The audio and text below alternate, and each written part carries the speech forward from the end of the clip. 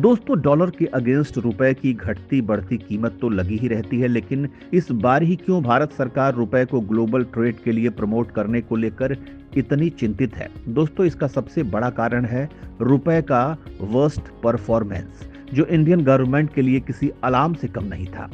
Dollar international currency बना हुआ है, इसलिए सभी इंटरनेशनल कारोबारों में भी इसकी स्थिति मजबूत है। जी हाँ, डॉलर की लिक्विडिटी आज भी दुनिया भर में सबसे अधिक रहती है, क्योंकि दूसरी करेंसीज के मुकाबले इसका एक्सचेंज रेट अधिक स्टेबल रहता है।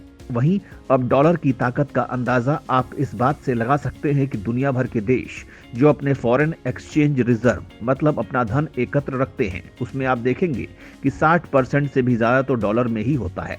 जितना पैसा हर देश के पास में है, वो डॉलर में ज्यादा पैसा रखना चाहते हैं। इस समय दुनिया में लगभग 150 करेंसीज है, लेकिन इनमें से बहुत कम करेंसीज ऐसी है जिन्हें ग्लोबली एक्सेप्ट किया जाता है।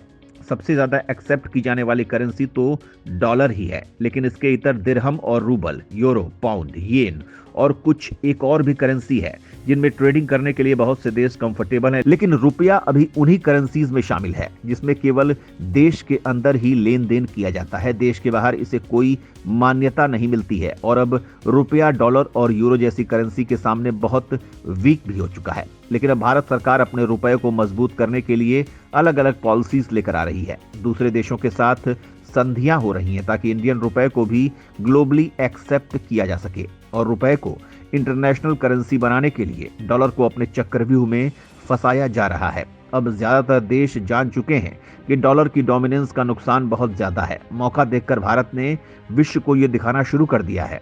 डॉलर के बजाय रुपया अगर क्रिएट किया जाए तो उसके बहुत से फायदे हो सकते हैं, और रुपए को सभी के लिए ओपन कर दिया जाए तो रुपी पेमेंट को सेफ बना दिया जाए। भारत दूसरे देशों को यह भी ऑफर कर रहा है कि आप हमारी करेंसी को एक्सेप्ट करिए और हम आपकी करेंसी को। ऐसा करके दूसरे देशों को धीरे धीरे डॉलर में पेमेंट ना करने के लिए इंक्रीज कर रहा है और रुपए का इंटरनेशनलाइजेशन करने में लगा हुआ है। भारत का मकसद रुपए को ग्लोबल ट्रेड के लिए रिजर्व करेंसी के तौर पर पहचान दिलवाना है, इंपोर्ट एक्सपोर्ट के लिए रुपए को प्रमोट करना। चलिए आपको बताते हैं कैसे भारत अपनी करेंसी को ग्लोबल ट्रेड के लिए एनकरेज कर रहा है और भारत ने इसके लिए क्या क्या कदम उठाए हैं, और आखिर क्यों अचानक से इतना ज्यादा जरूरी हो गया रुपए को इंटरनेशनलाइज करना। दोस्तों, डॉलर के अगेंस्ट रुपए की घटती बढ़ती कीमत तो लगी ही रहती है, लेकिन इस बार ही क्यों भारत सरकार रुपए को ग्लोबल ट्रेड के लिए प्रमोट करने को लेकर इतनी चिंतित है? दोस्तों, उसका सबसे बड़ा कारण है रुपए का वर्स्ट परफॉर्मेंस, जो इंडियन गवर्नमेंट के लिए किसी अलार्म से कम नहीं था। आपकी जानकारी के लिए बता दें कि इंडिया एक नेट इंपोर्टर है। नेट इंपोर्टर यानी जो देश एक्सपोर्ट के मुकाबले इंपोर्ट ज्यादा करते हैं। तो एक नेट इंपोर्टर होने की वजह से भारत के पास फॉरेक्स रिजर्व ज्यादा होना चाहिए। रुपया एक ग्लोबल करेंसी नहीं है। अगर रुपया आज एक ग्लोबल करेंसी होता, अगर कोई 4 या 5 ऐसे देश जिनसे भारत को चीज इंपोर्ट करता, तो वो भी इंडियन करेंसी में यानी रुपए में पेमेंट एक्सेप्ट करते, तो भारत की फॉरेक्स रिजर्व की बहुत ज्यादा चिंता करने की जरूरत नहीं पड़ती।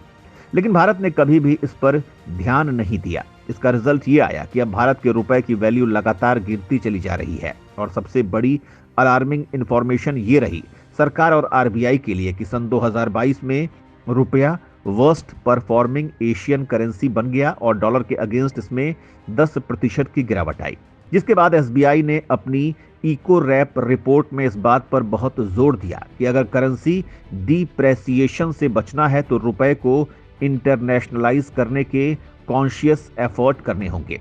दोस्तों, जब किसी करेंसी की वैल्यू गिरती चली जाती है तो उसे करेंसी डेप्रिशिएशन बोला जाता है। रुपए का वर्स्ट परफॉर्मेंस एशियन करेंसी बन जाना करेंसी डिप्रेशन का ही एग्जाम्पल है। इस सिचुएशन के बाद आरबीआई और सेंट्रल गवर्नमेंट ने काफी सोच विचार के बाद मिलकर यह डिसीजन लिया है कि फिलहाल इंपोर्ट और एक्सपोर्ट से जुड़ी इंटरनेशनल सेटलमेंट्स को इंडियन रुपए में अलाउ कराना सबसे इजी शुरुआत होगी। दोस्तों, सरकार के लिए तुरंत एक्शन लेना बहुत जरूरी बन गया है। 11 जुलाई 2022 को आरबीआई ने इंडियन करेंसी में इंटरनेशनल सेटलमेंट ऑफ ट्रेड को अलाउ कर दिया। इस डिसीजन के पीछे और भी कई कारण थे, जैसे विश्व में चल रही geopolitical tension, Russia Ukraine war. इसी कारण यूएस ने रूस और ईरान के साथ डॉलर ट्रांजैक्शन करने पर बहुत से सैंक्शंस लगा दिए थे।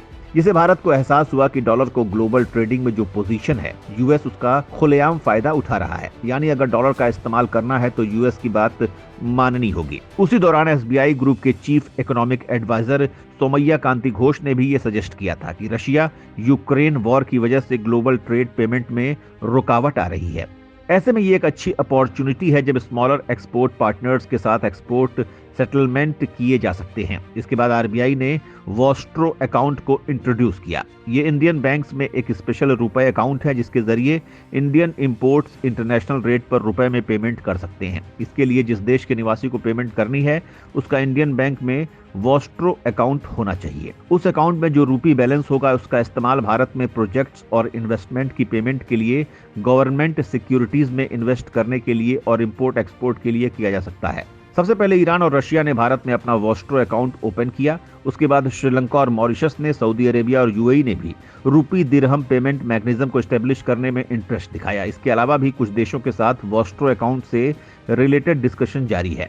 वैसे अभी तक पेमेंट से सिर्फ रशिया को ही रूपीज में वॉस्ट्रो अकाउंट के जरिए की गई है। ये रुपए को इंटरनेशनलाइज करने की अच्छी शुरुआत थी। दोस्तों, ये कोई पहली कोशिश नहीं है। भारत ने इससे पहले यूपीआई के जरिए भी इंडियन करेंसी को स्ट्रांग बनाने के प्रयास किए हैं और ये प्रयास सफल भी रहे। 12 जनवरी को द हिंदू में पब्लिश हुई एक रिपोर्ट के अनुसार एनपीसीआई ने 10 देशों के नंबर्स को यूपीआई ट्रांजैक्शन के लिए रिलीज कर दिया है। यानी ये 10 देश यूपीआई के जरिए पैसों के लेन देन कर सकते हैं। ये एनआरआई एनआरओ टाइप के अकाउंट्स के लिए है, खासतौर पर ऐसे इंडियंस की सुविधा के लिए जो किसी दूसरे देश में रहते हैं। ये 10 देश हैं: Singapore, Australia, Canada, Hong Kong, Oman, Qatar, United states of America, Saudi Arabia, United Arab अमीरात और यूनाइटेड किंगडम। लेकिन ये सब कुछ यूपीआई और आरबीआई की गाइडलाइंस के अनुसार ही होना चाहिए। दोस्तों, भारत ने रुपए का डिजिटलाइजेशन भी कर दिया है।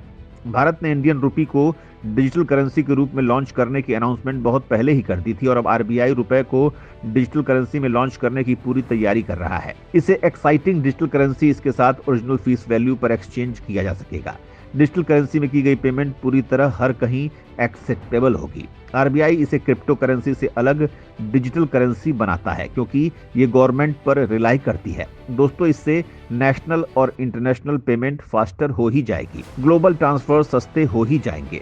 अभी तक ऐसा होता था कि अगर एक नेशन से दूसरे नेशन में फंड ट्रांसफर करना है तो टाइम तो लगता ही था, साथ ही हाई फीस भी चार्ज की जाती थी, खासकर जब करेंसी को कन्वर्ट करवाना पड़े। लेकिन डिजिटल करेंसी आने के बाद डिलेड और एक्सपेंसिव ट्रांजैक्शन से छुटकारा मिल सकेगा। इसके अलावा digital currency transaction 24/7 same speed पर काम करेगी।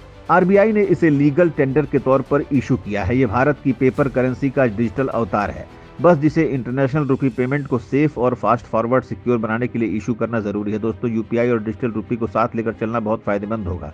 जब रुपया इंटरनेशनल होने लगेगा, इंडियन गवर्नमेंट ने जल्द से जल्द रुपए को इंटरनेशनलाइज करने की मुहिम छेड़ रखी है और काम जोरों पर चल रहा है। आने वाले सालों में इसका बहुत ज्यादा फायदा देखने को मिलेगा, वो भी ऐसे समय में जब यूएस के सैमसंग्स की वजह से बहुत से देश परेशान हो चुके हैं। भारत अब अपने बहुत से प्रोडक्ट्स भी एक्सपोर्ट के लिए तैयार कर चुका है, जिसमें इंटरनेशनल ट्रेड को बढ़ावा मिलेगा और फिर भारत रुपए में की जाने वाले पेमेंट्स को भी पुश कर सकता है। भारत ने अपना लक्ष्य ही डॉलर को बनाया है। ये डॉलर से खुद को कंपेयर करता है। दोस्तों, आपको क्या लगता है, क्या भारत का रुपया जल्द ही इंटरनेशनल करेंसी बनकर उभरेगा? हमें अपने विचार कमेंट सेक्शन में लिखकर जरूर बताएं।